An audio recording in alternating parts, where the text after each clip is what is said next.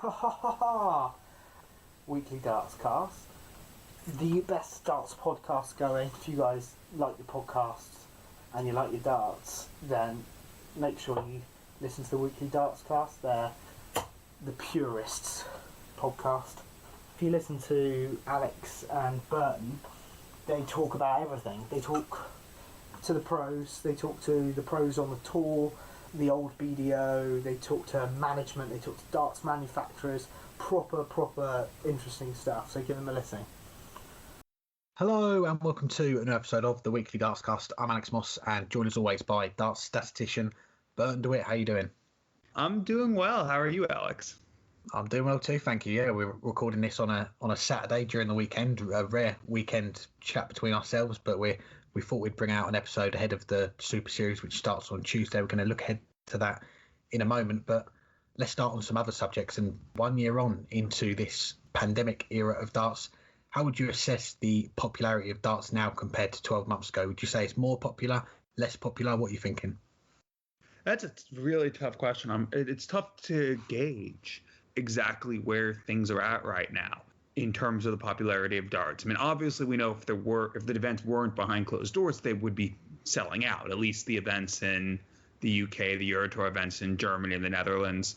We never got to see how some of those other European tour and the new destinations went last year, and we still don't know what they will be this year.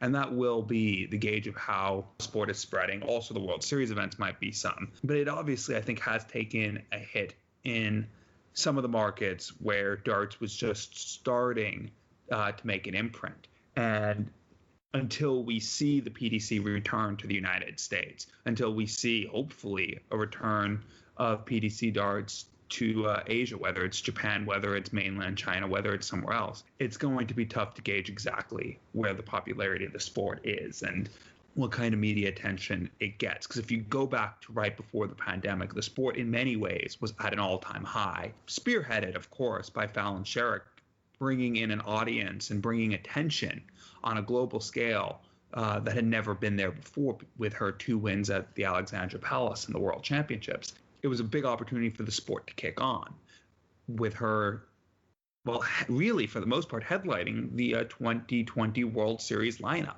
But that never came to be. And by the time we do get to see the World Series, whether or not she is in it, a lot of that attention will have faded. And in that aspect, darts has less mainstream popularity than it did pre-pandemic. But I don't think overall the popularity of the sport has faded. I think the passion and as we've seen on Twitter, as we see in social media, just the ferventness of the fan base that are darts fans has been unwavered. And this has brought darts into a new era, to steal a BDO phrase, with online darts last year, or darts from home, whatever you want to call it. But continuing this year, Modus just announcing another online series. So I think there is still that passion. I think that the main fan base is, for the most part, unchanged from the pandemic, but it was a big lost opportunity outside the control of darts to have the pandemic hit right when the sport was getting some mainstream attention that it had never got before and may never get again, especially in countries like the US, where the sport is trying to break through.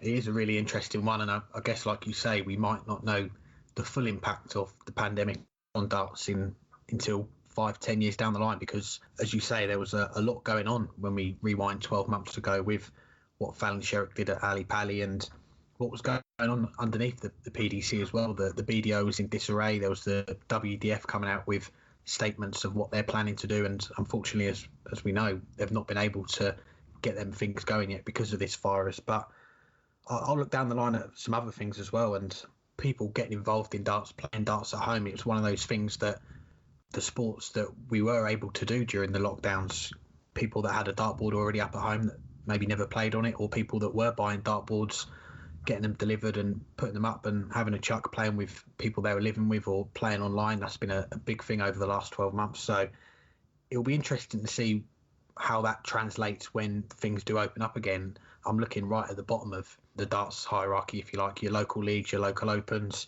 Are we going to see those people get involved in those events, maybe take it a little bit further than just playing at home, playing outdoors in pubs, clubs or whatever? And the people that were playing beforehand, it's easy to get into habits of playing on a Monday night or a Wednesday night or whatever, but we're 12 months down the line now and those leagues haven't been able to get up and running again. Will those people still be there? Just talking about my pub league, the Stowmarket League, which is right at the bottom of the list. We've had, I think, 2 or 3 pubs close in the last 12 months. They all had darts teams as well. So when we do come out of this, will those leagues have enough teams to go ahead? Will there be enough interest? That's something that we don't know the answer to yet. But as far as mainstream darts, I think we have seen the interest pick up a little bit, and we're going to hear from one of our guests a little bit later on from Poland, and he's talked about how well Krzysztof Ratajski's done. That's helped build the profile of darts in Poland, and now the Polish TV, they show a lot more events than they used to before. I think they only showed the World Championship and the World Cup. Now they're showing a lot more events. So I guess in some places it's grown a little bit, maybe other places it has maybe dipped a little bit, but I think overall, if you compare it to other sports, I think darts is still in a good place, and like with a lot of questions that we've answered, it's just waiting for that green light when a lot of things can get going again. Now, of course, Friday marked a full year since the last session with full crowds in the PDC Premier League night 6, I believe it was, for 2020. We've had a lot of darts behind closed doors since then. Few events going on in Europe with a limited crowd, but we'll limit this to the behind closed darts. What's been your favorite crowdless games on television over the past 12 months? There's been quite a few, and we spoke about them when we did our awards at the start of the year. We looked back at the last 12 months, and I guess really a lot of the matches that we were talking about, they were behind closed doors for obvious reasons. So I think 3 of the 4 that made it to the nomination stages, they were behind closed doors, and the winner of our award was the Joe Cullen Michael Van Gogh game at Ali Pali not so long ago now. Me personally, I had it between 2, and they were both towards the end of last year.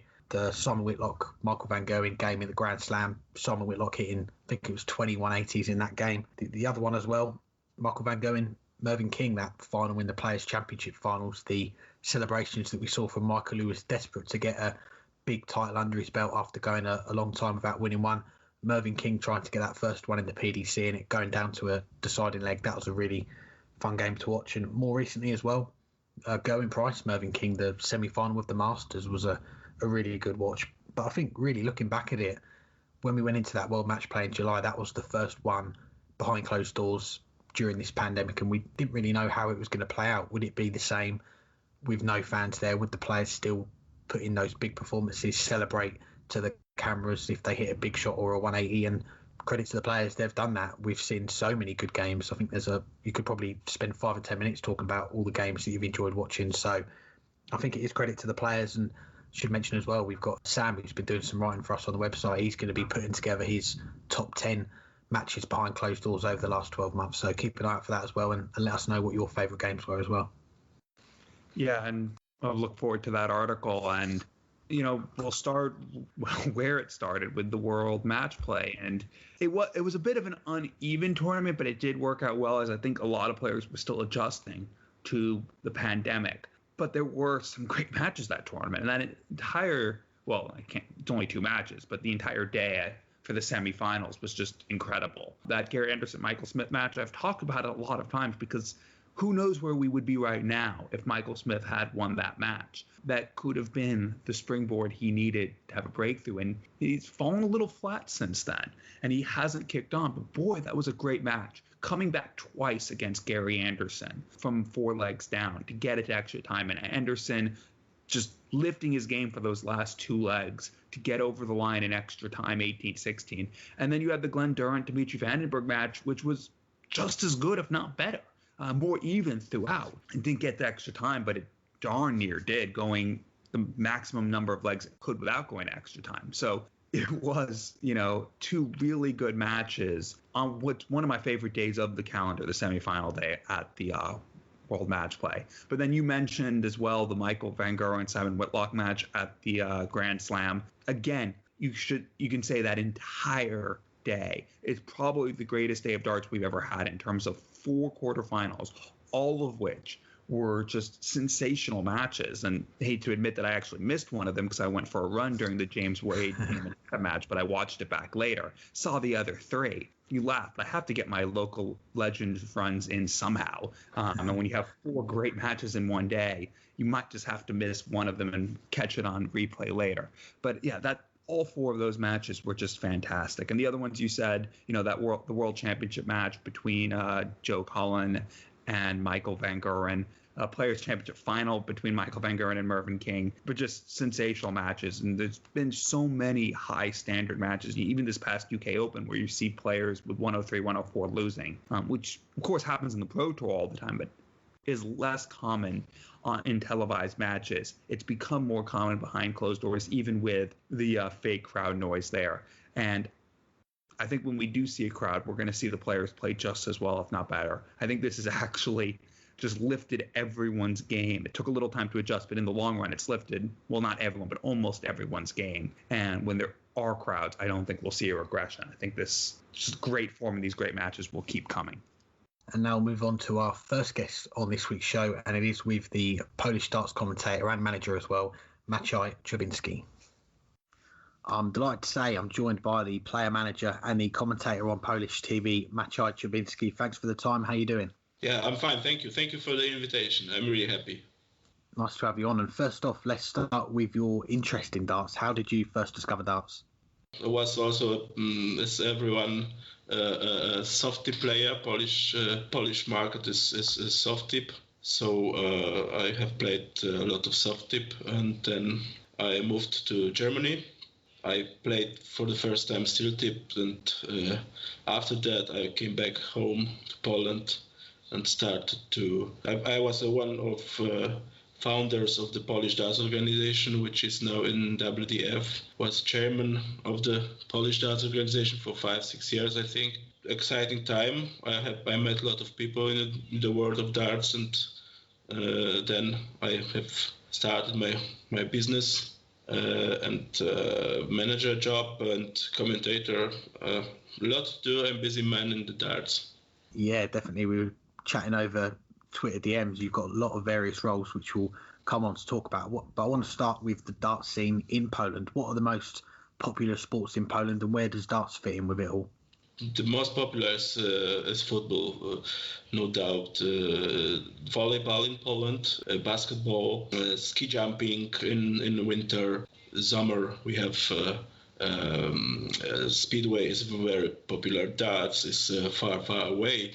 But the last World Championship and good result of the best Polish player, Krzysztof Ratajski, as the British commentators say, Krzysztof Ratajski, was in the quarterfinal. And after this championship, that was a big boom in Poland, very popular now.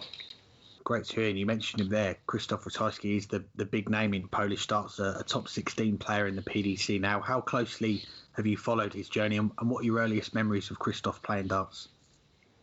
I have played soft tip, then I was not so successful player, but always I heard somewhere in Poland on every tournament Ratajski there, Ratajski won, Ratajski again the best, and that was almost 20 years ago.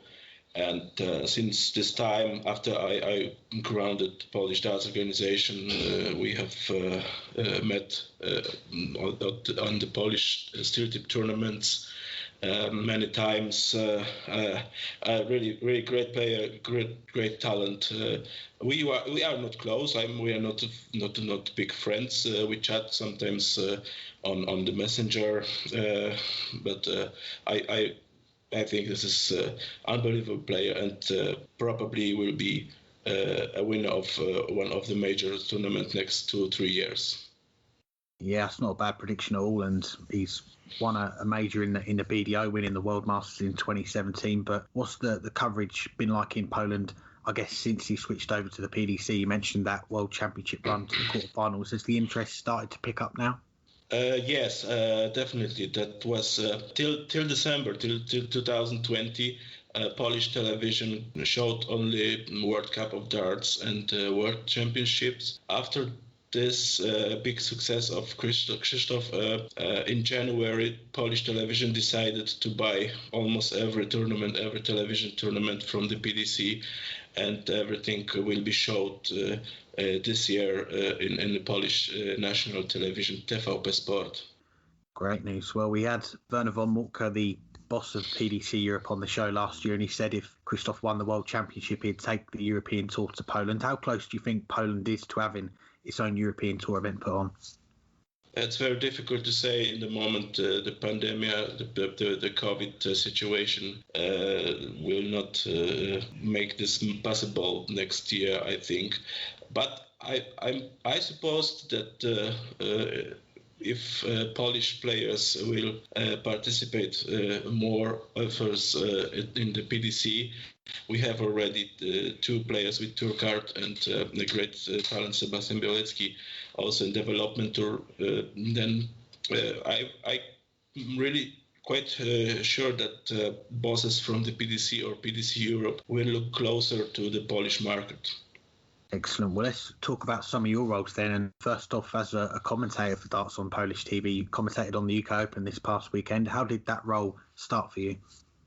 I'm very long at Polish darts as a blogger, YouTuber, organizer, chairman of the national organization.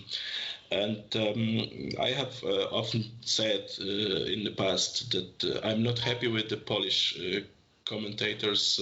I was not happy with the Polish commentators in the Eurosport, for example, at the Lakeside World Championship. That was not professional. That was nobody there who loves the darts, who have idea what darts is, and that is not good when you have darts in television and the commentators are not good enough to do this. And someday, that was last year, thanks God, in the Polish television now is one person who loves the darts. This is Kuba Okietek. This is main commentator at the Polish television, and he called me and asked me, "Can you join to our team, Maciej, this year at the World Championship?" I said in a second, yes, of course, I can help.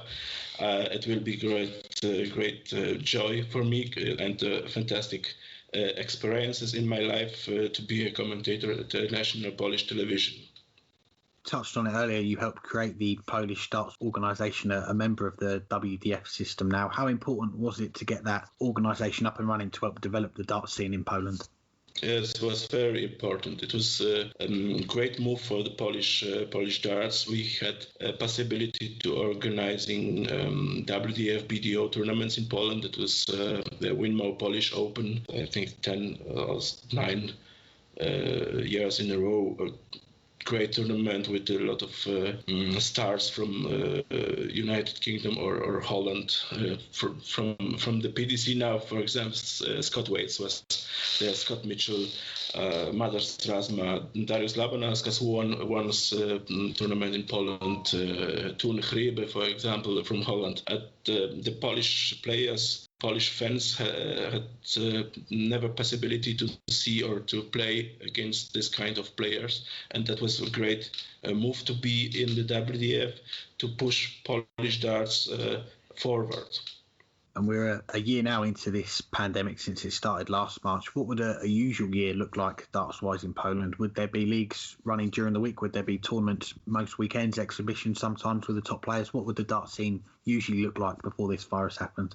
So normally we have once per year WDF tournament, Winmau Polish Open. It's mostly in May every year. Then we have big tournaments, 4 tournaments, Grand Prix of Poland, the biggest tournaments, national rankings tournament, about over 200 players each tournament. And then every week we have in the biggest cities in Poland, small the tournaments, Polish Cup, 20, 30, 40, 60, 80, to depend on the city.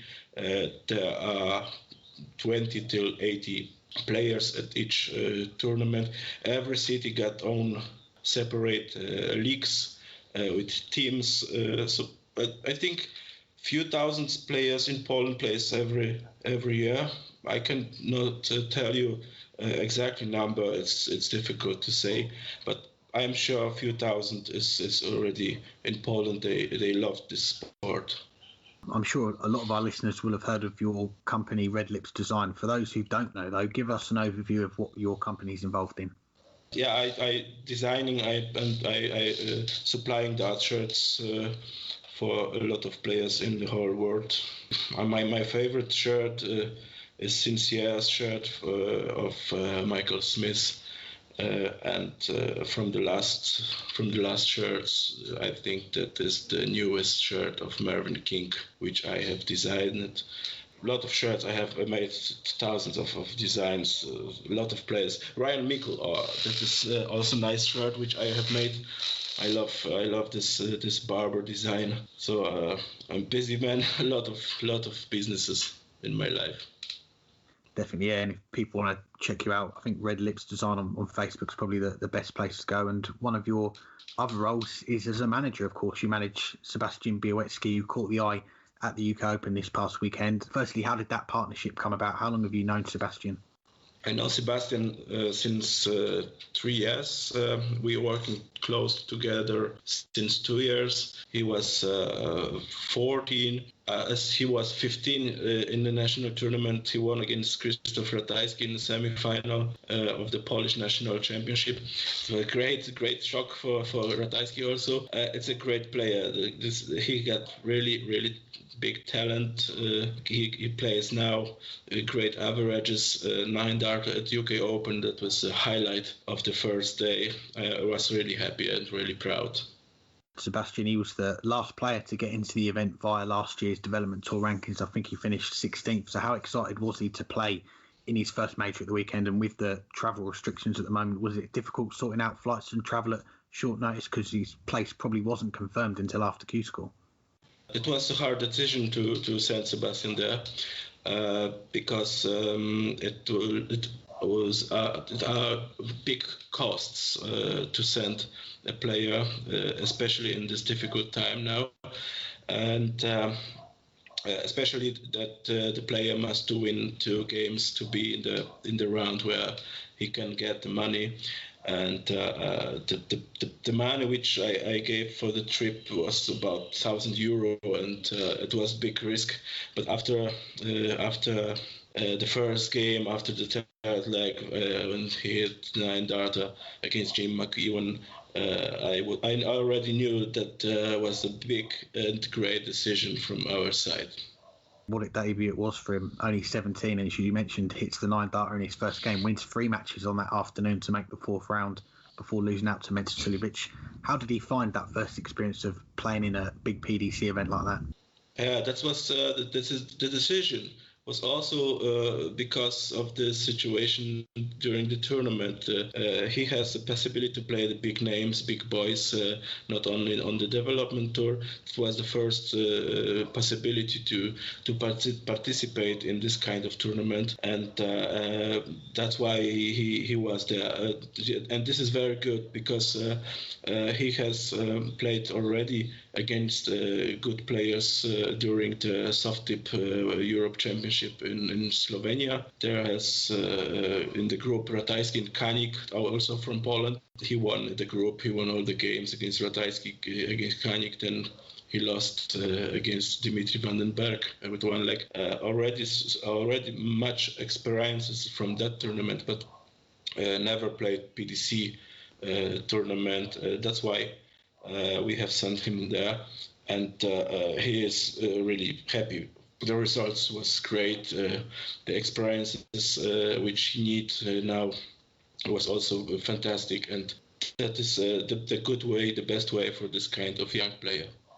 I'm sure now he's gained a lot of new fans after the weekend just gone. So what is next for Sebastian? Will it be Challenge Tour and Development Tours when those events get announced? What goals have you and him discussed now for the rest of 2021? Yeah, we are waiting now for the information from the PDC about the tournament's calendar. But yes, for sure, Sebastian will participate development tour and in the challenge tour together with another Polish player, also Sebastian Steyer. He was played in the WDF BDO World Championship in O2 2 years ago. They will travel together. Sebastian is 40 years old, and then he will take care of the young Sebastian Białecki. Well, we look forward to that. And Maciej, I really appreciate your time. I know you're a busy man, so thanks very much for taking the time out to have a chat with us, and wish you all the best with everything you've got going on this year and all your players as well. Thank you very much. Take care. Thanks again to Maciej for joining us. Now a look ahead to the second lot of Super Series, the Pro Tour. This is upcoming Tuesday. We've got 4 events coming up. But who's in most need of a big run or even a title in this second Super Series? Well, I'll start with someone I mentioned in the last question. That's Michael Smith. It's not that it's needed for his rankings, but he does need, in terms of a title, something to really kickstart his season. He played fairly well in the first Super Series and had some decent runs, but he hasn't yet. Well, it's been a while now since he's really hit his top gear, and 2020 was probably the most disappointing professional season of his career. But we know he has the game. We know he's been very close to that big breakthrough for some time, as I mentioned last one. In terms of needing a title, this would be a great opportunity for him to get some confidence at the start of the season and put himself in the early running to get back into the Premier League next year. As far as players further down the rankings, obviously a title would be great for anyone. No one will complain if they win a PDC title, but just needing, a good run. Someone like Jamie Hughes, who missed the first Super Series because of injury, played the UK Open. Well, I shouldn't say injury, surgery for an injury. Right now, he's outside all the qualification places for the big television events. And since winning his tour card, he's become a fixture in them, starting by winning a European Tour event in the last weekend before the cutoff for the World Match Play a couple years ago to get himself in his, well, I can't say his debut year, but his first year as a tour card holder. He had played, of course, a bunch the previous year on the Challenge Tour and got into some Pro Tour events. So he needs something to kickstart his season. And how about Justin Pipe? Missed the World Championships last year despite playing well throughout the year. Probably the player who had the best season to miss out on the World Championships. Played well the first Super Series as well, but hasn't been getting the results. And his tour card is going to be in jeopardy. If he doesn't make the World Championships this year, he's probably losing his tour card. And we had him on a couple years ago when he got back to the World Championships after missing out. He said Q School's not something he thinks he would do if he loses his tour card. He's been playing well. He's been throwing good darts. He just hasn't been getting results. This would be a great opportunity for him early in the season to ease some of that pressure that was probably on him late last year. Because you remember in the final event or the penultimate event in the Winter Series, he had a 5-0 lead. And that wouldn't have been enough to get to the World Championship winning that match. You needed probably 2 or 3 more matches on top of that. But he let that 5-0 lead slip away. And I think that was just symbolic of his season. You don't want that pressure going into the very end, especially when you're a player who's been around for a while and used to getting to the World Championships. You don't want to need a run to get there. If he can get a good run early in the season, that'll take some pressure off. And who knows? He was in the World Match Play 12 months ago, which tells you it wasn't that long ago he was getting results. If he can get some form, maybe he'll be in the World Match Play again.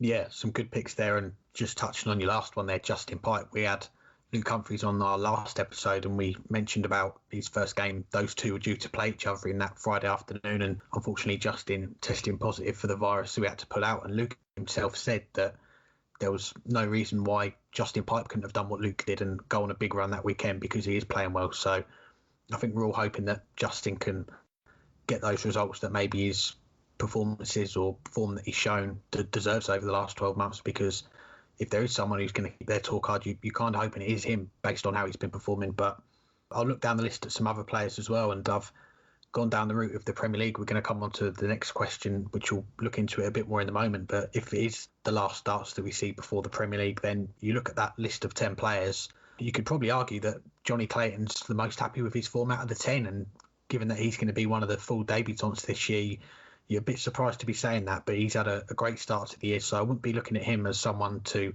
want to get a title or go on deep runs this week as much as he'd love to, but he's in some good form. Aside from that, though, I think you could probably make a case for all the other 9. Unfortunately, Michael Van Gerwen, he won't be playing in this Super Series. He's decided not to enter it. But the other 8, I think that you could all make a case that they want to go on a deep run, get a title, get a bit of confidence going into the Premier League. One of them in particular, I've got to mention Peter Wright, and there's been a lot of talk about him actually since the UK Open, and he's been switching his darts as he usually does, but he's had a disappointing time of it the last few months. He could do with a decent run, I think, because he's someone that he spoke about in interviews in the last 4 or 5 months that he struggled with the fact that we've had all these events behind closed doors. He's someone that thrives on having that crowd there, the snakebite persona, dancing in front of the fans, performing for the fans. He's a real showman of the current crop of players that we have. So, all right, all these events are behind closed doors, the Players' Championship events anyway, but I think he could do with getting a title, getting to a final, and he's someone that has got previous every year. Usually see him pick up 1 or 2 of these titles, so he could do with a run.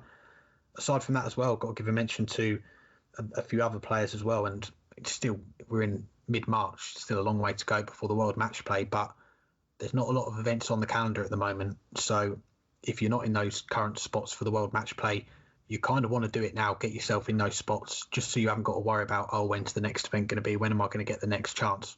In usual years, they would know when that is going to be, but you're looking at players like Adrian Lewis, who's currently not in the spots, Simon Whitlock, Steve Beaton as well. He's been in it for the last 20 years, and back end of last year, missed the World Grand Prix, missed the Players' Championship finals, and a bit like Justin Pipe, he said he's probably one that's not going to go to Q School. So to stop that slide, I think he could do with a decent week. And I'll give a mention last one as well to Ian White. He's in the spots for the World Match Play. He's dropping down the rankings a little bit, but he's got a lot of European Tour money coming up over the next few months. And if you had to bet, will we see European Tour events before the World Match Play, you wouldn't be putting too much money on it. And you look back 2 years ago, he had a great run on the European Tour, picked up some titles, a lot of finals. So he could do with going on some deep runs, maybe picking up a title or two just to offset that money that he's going to be coming off over the next few months.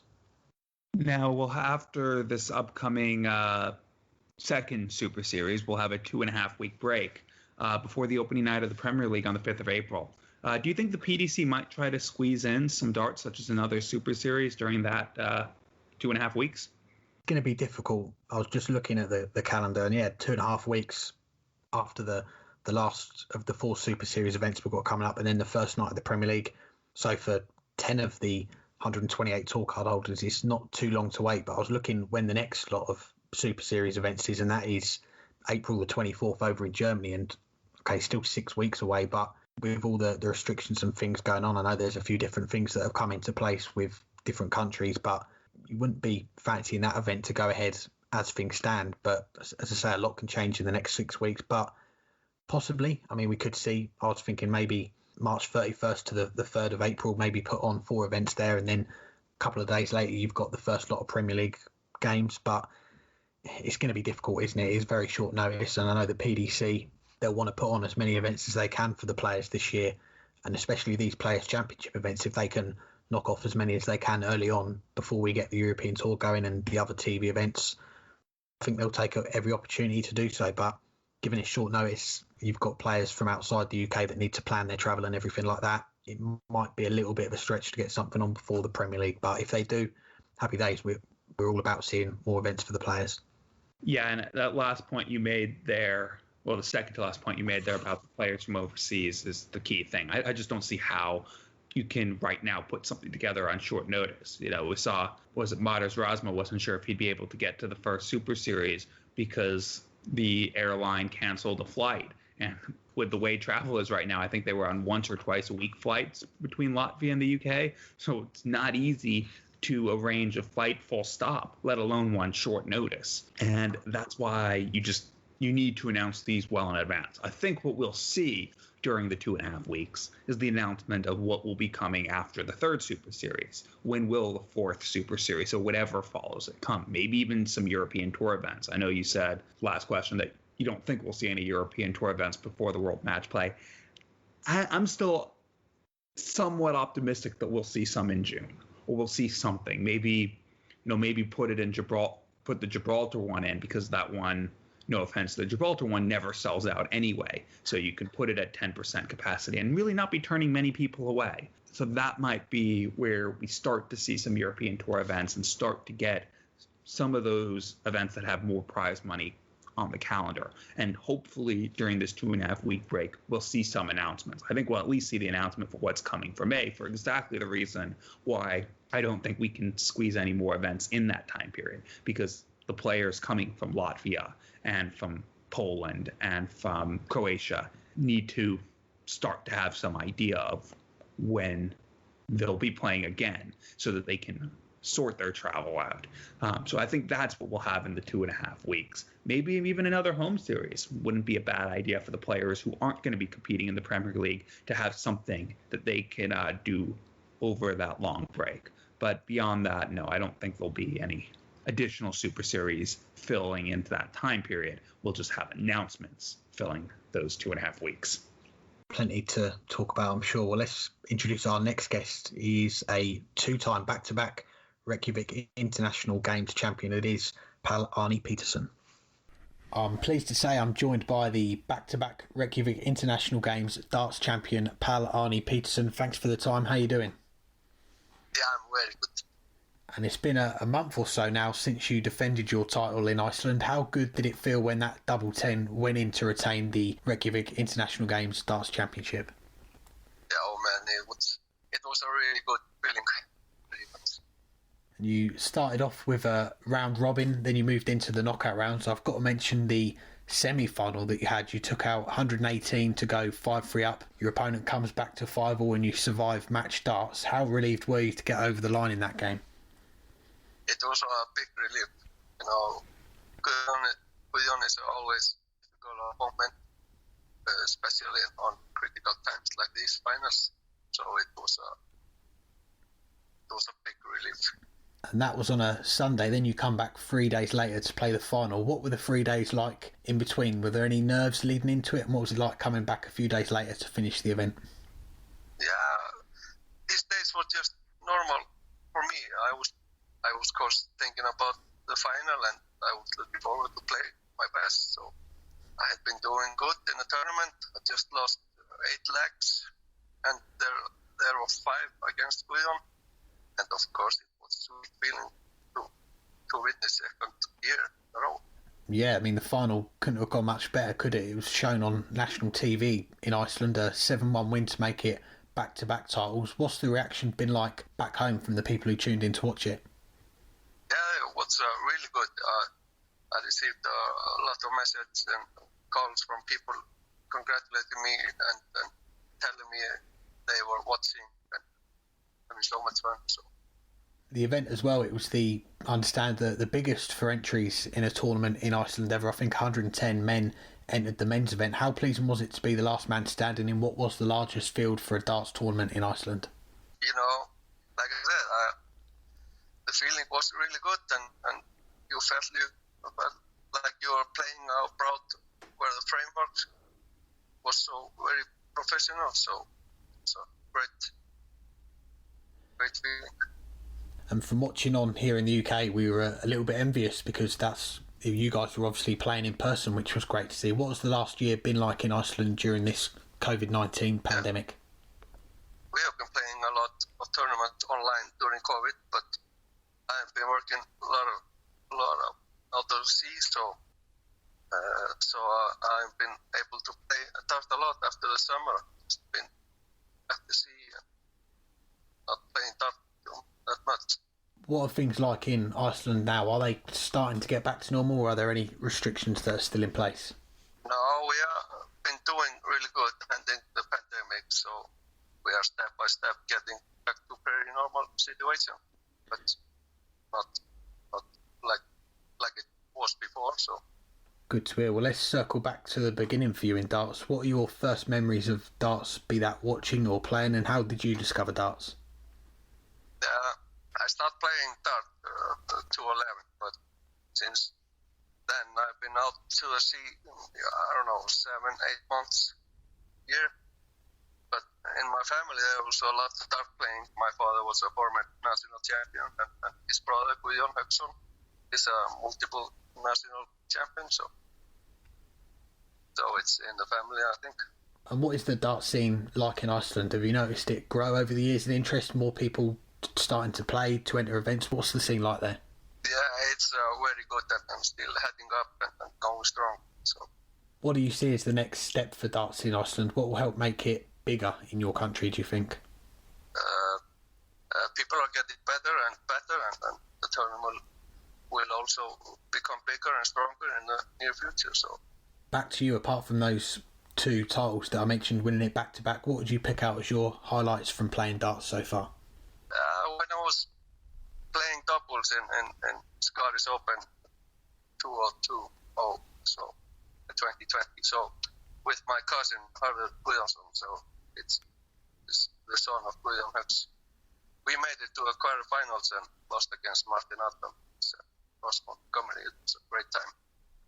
Excellent. And going forward, obviously it's difficult times at the moment with the virus getting around, but what plans do you have for your darts career? What would you like to try and achieve during the rest of 2021? I don't know. I have not made a lot of plans. It's almost been a year since I graduated from school of navigation, and I'm in a good place at first mate, and also I have a family. I want to give some time, so the dart will, for now, just be a hobby when I'm not at sea. So. Fair enough. Well, I've got to mention the Nordic and Baltic Tour, which is affiliated to the PDC. It's helped nurture the talent of players like Darius Labanauskas, Madas Razma, and we've seen events in Iceland before. When that gets back up and running, would you like to test yourself on that circuit? Yes, of course. If I make more process next month and still playing goods, yes, of course. And lastly, before we let you go, looking ahead, I think the Iceland Open, that's coming up in April, so a few weeks now, and I'm sure Live Darts Iceland, they'll be busy putting on some streams for us to watch online. What have you got coming up now over the next few months? The next month I'm planning to spend with my family and my job at first mate, but I will have some days off before the tournament so I can practice and do my best there to win the title. Well, we appreciate your time. Thanks for taking out the time to have a chat with us, and congratulations again on retaining your title, and we wish you all the best for the Iceland Open next month. Yes, thank you. Thanks again to Palani for joining us, and we'll finish up with some listener questions. Thanks as always for people for sending in their questions, and the first one comes from Henry Cheel, who says, since Luke Humphries made the final of a TV major for the first time at the UK Open, which two other players do you think could make their debut appearances in a televised final this year? I mean, we knew that eventually Luke Humphries would, but if you would have asked me heading into the UK Open to name the two most likely, I don't think I would have said Luke Humphries. He wouldn't have been too far out of the list. You know, if I went on for wild players who could, or who wouldn't surprise me, he absolutely would have been on that list. But he wouldn't have been in the top two heading into it. I'll start with the highest ranked player who's yet to make a senior televised title. He did make a youth title in the New Kids on the Hockey event way back, 12, 13 years ago now, and that's Joe Cullen. I mean, he is the Pro Tour number one, or about to become the Pro Tour number one because of his dominance on the Pro Tour recently, including a Euro Tour event last year, a bunch of Players' Championship events, and he's been very close. We've talked about it multiple times. Semifinal of the European Championship, quarterfinal of the World Match Play, where he had two match starts to knock out the eventual champion, and a fly flew across the board. The time is coming for Joe Cullen. We've been saying that for a while. I think he has to be the first person that I would throw out as a good tip to make his first televised title this year.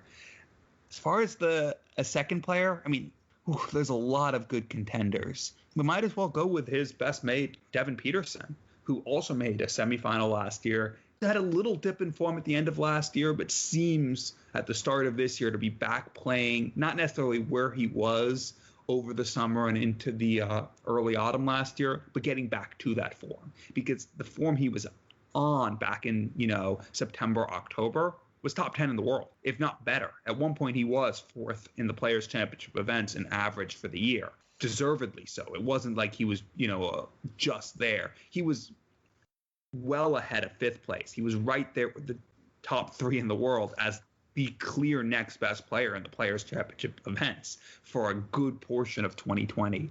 He's not back to that standard quite yet, but he's not too far off of it, and he seems to be getting better again. Once he's back to that form, he'll be a contender in pretty much every event, and we did see at the UK Open he played pretty darn well. So, I'll throw two good friends of each other out as the two that I think are most likely to make their first televised final. And for Devin Peterson, there is that extra opportunity to do it, assuming the event occurs, in the World Cup, because that's one extra TV event that he'll be in that most likely Joe Cullen won't be in this year. But we'll see. I think, wouldn't surprise me if neither of those two make it at the World Match Play, and two new people that I didn't mention do, because there are quite a few players knocking on the door, and once someone answers, or once they answer themselves, they'll break through and have that deep run that we're all waiting for.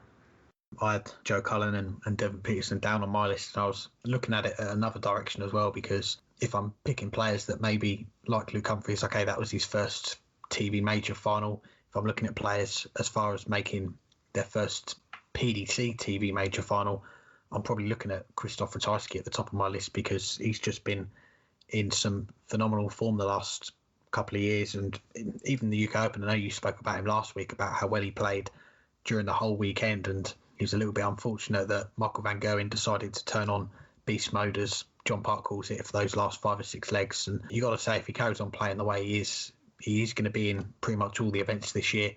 He has got a good chance of making it to a first TV final in the PDC at least. I think Joe Cullen, he would be right up on my list. He's someone that has got the Pro Tour form down to a fine tee at the moment. That's something that we've said about him in the past, that he'll either play really well on the floor and then not so well on TV, or it'll be the other way around. Well, he seems like he's got the game for all occasions at the moment. And even this past weekend at the UK Open, it took a 11 darter from Michael Smith to beat him in that deciding leg. If he comes back with another visit, and he even had a darter double 10, I think, to win it himself in 12 darts. So if he'd have got another visit and got over the line, could have been him that we were talking about going on a deep run last weekend. So yeah, Joe Cullen's definitely on my list.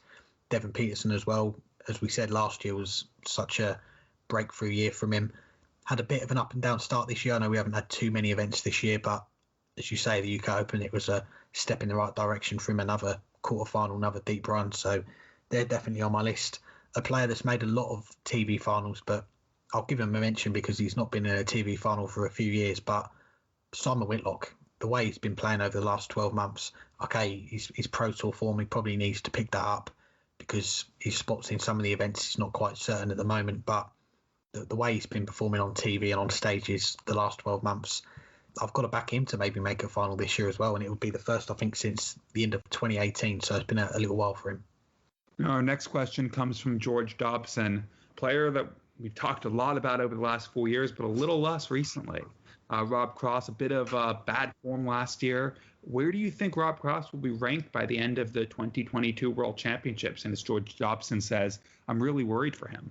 Yeah, I think we are too. We've not had a lot of Rob Cross appreciation minutes on the show for a little while now. And as you say, when we first started the show, that was the year that Rob Cross really announced himself. He went on and won the World Championship on his first year. That first year, he went into his first World Championship as a seeded player as well. He had such a good start to life in the PDC. And you got to say, this next 6 months or so is going to be a massive 6 months for Rob Cross, because you look back 2 years ago, he won the World Match Play, won the European Championship. Those are 2 big checks that he's got to try and defend. Okay, he doesn't have to do it in those events, but throughout the year, he's got to defend that prize money or better it to keep himself up those rankings. He's dropped down to 5th after the UK Open. And if he has another year like he did in 2020, I think he didn't break £100,000 as far as ranking events. If he has a similar year to that this year, he's probably going to be out the top 16 at the end of the year. Now, the one thing I can say that is in Rob Cross's favour is that he's going to be in all the events this year. And you've also got to point out as well that the last couple of years, World Championships, he's not had a good run. He's gone out in his first game in the second round the last couple of years. So that's 2 lots of £15,000. And if you're going to have a big run on TV, that is where you want to do it. And he's capable of doing it. We've seen him win the whole thing before. So I wouldn't say he's in crisis mode at the moment, but when you look at how much he's got to defend, if you are a Rob Cross fan, you have got to be worried. But we've seen it before. He's won the world title. People start calling him a one-hit wonder when he had a bad patch, comes back and he becomes a 3-hit wonder. So I certainly think we're going to see him become a 4-hit wonder before we say that he's going to drop out completely. But I think at the moment in time, you are kind of hoping that he does turn that form around and we do see him go deep in a TV event just to offset that money that he will be defending this year. Yeah, and you look back 2 years ago, and that's the money that he's defending. He won those 2 majors to become a 2-hit wonder and then a 3-hit wonder. But 2020 was a difficult year for everyone. And some people coped with the pandemic year better than others. And Rob Cross had a little bit more on his plate than, well, most other players had to deal with last year. Beyond the fact that, he wasn't defending the money for 2 majors, but he was defending a title at 2 majors last year. He has, young children, and his manager stepped away from the game in the middle of the season. Of course, that, also affected Stephen Bunting, Ricky Evans, James Wade. But those players didn't have the same pressure on them that Rob Cross did. And also having to go in right when we started darts back up again and have to fight for his Premier League life. There was a lot going on behind the scenes for Rob Cross last year, and it showed. And his performances dipped substantially. You look to the start of this season, he's not at the level he was when he was becoming world champion, but he's also not at the level he was playing at last year in what would be a better thing for him. He's definitely playing better than he was last year. You take the last day of the first Super Series aside, where he just didn't play all that well either matches. He was a top 25, 30 player in terms of averages over the first 3 days, and that included a run to the quarterfinal. And you look the second and third day, he went out to really good performances by Martin Schindler and someone who ended up winning the title on day 3 in Raymond van Barneveld. So it's not, and that was in a last leg decider, mind you. So it's not like Rob Cross hasn't been playing well to start this year. He's not at that level he was at when he was winning multiple majors and winning a world title, but he seems to be getting back to that form. He needs to keep it up, though. He needs to still improve a little bit on what we've seen so far. But if he does play like he did in that first Super Series, he'll slide down the rankings, but he won't plummet. As things currently stand, he's seated lower for the World Championships than he was in his debut year when he went on to win it. That year he was 20th. Right now, he's, I think, 26th for the World Championship. But I don't think he'll be that low when all is said and done, even if he doesn't defend his World Match Play title money, even if he doesn't defend his European Championship money. He's playing at a level that's good enough right now to avoid dropping out of the top 25 at the very least, and probably out of the top 20 ahead of the World Championships. And as you said, he's not defending anything pretty much at the World Championships. So as long as he can stay in the top 20 or thereabouts heading into the World Championships, he'll have a good opportunity to, at the World Championships, get some money on his ranking and move back towards the top 16. If he can finish the year in the top 16, that might not get him in the Premier League next year, but it will take a lot of pressure off him heading into 2022, where he's not defending anything. So this year it's just about avoiding a slide, and he's playing well enough right now to avoid a slide. Anything above that is bonus, and if he can get back to where he was 2 years ago, well, then he'll be in the Premier League next year and he'll still be in the top 10. I'm not really worried for him right now based on what I've seen so far. I think he's in a much better head place than he was last year, and I think that will make all the difference. Or at least enough of the difference so that come 2022, he's able to climb back to where he has been for the last 4 years. Fingers crossed we'll get some more Rob Cross appreciation minutes on the show soon, and we'll finish up with our last of our listener questions. It comes from TJ, says, what's a good week for Danny Baggish? And I think he means coming up in the Super Series this week. 4 titles? I mean, what else do someone greatest country on earth? No, four titles, I'll admit, would be a great week. A good week would be 3 titles and a final. I don't know. So what would be a good week for Danny Baggish? It's a tough question. He doesn't have the ranking money to show it, but he played well both at the UK Open and in the Players' Championship. The first weekend, the first Super Series of Players' Championship events. He just wasn't winning matches, and he seemed to be getting better over the course of the week. I think for him, he needs to start getting over the line in matches. If you look at the averages for the Players' Championship events from the first Super Series, he is pretty much on par with another new tour card holder, Gordon Mathers, and someone who's in the top 32 in Ricky Evans. Less than a tenth of a point separate those 3. The difference, Ricky Evans won 6 matches, and he's right behind Danny Baggish in the averages, and Gordon Mathers won 5. So he's playing at a standard that if he gets his timing right, he'll get results. He needs to get his timing right, and he needs to get results. I think he should be aiming to win 3 or 4 matches, average a win a day. He might, he's not obviously one of the seeded players, which means he could draw a seed all 4 days. Odds are he'll draw a seed one of the days. If he can get a win over a seed, even better. Even if he doesn't, though, getting a few wins under his belt over the course of the week, I think would be a good week. Anything above that is bonus. Yeah, I think you're spot on there.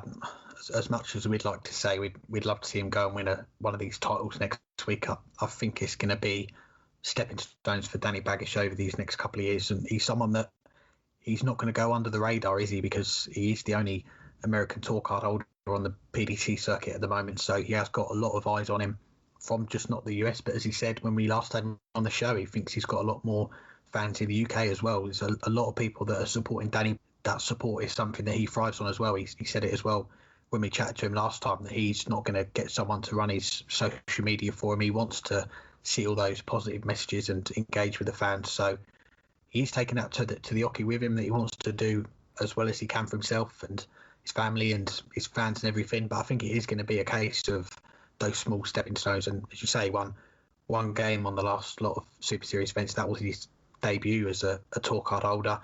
If he could, as you say, win 4 games, maybe win 1 game a day, maybe get to a last 32, just start to get that prize money on the ranking topped up a little bit and start rolling. Because as much as everyone wants to get off to a good start like Barney did, Alan Suter did, you've got a long time to get going. You've got 2 years. It's not a 1-year tour card where you've got to get going straight away. So he's got a bit of time.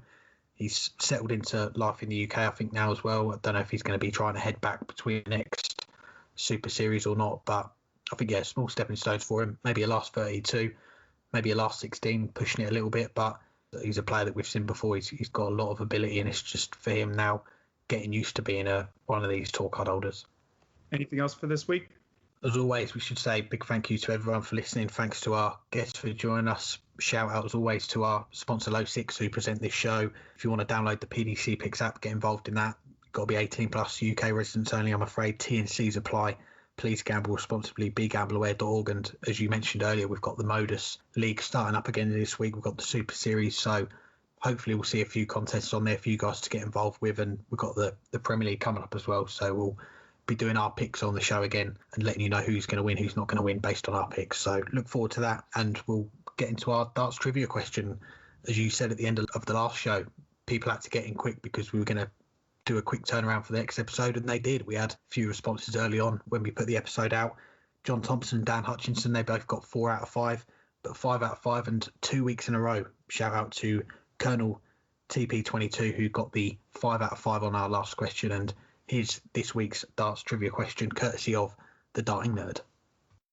Well, it's trivia time now on the weekly Dartscast, and this one is set by Burton. Now, the PDC introduced tour cards in 2011. The top 96 in the order of merit all received a card. However, because the PDC changed the cut-off date for the top 96 quite late on in the season, they awarded 5 cards to players who would not have been in the top 96 if not for the change in date.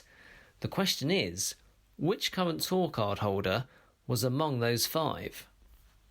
Thank you to Matt for the question this week. Of course, last week's, I'm going to say I got 6 out of 5 because I added an extra guess that turned out to be incorrect.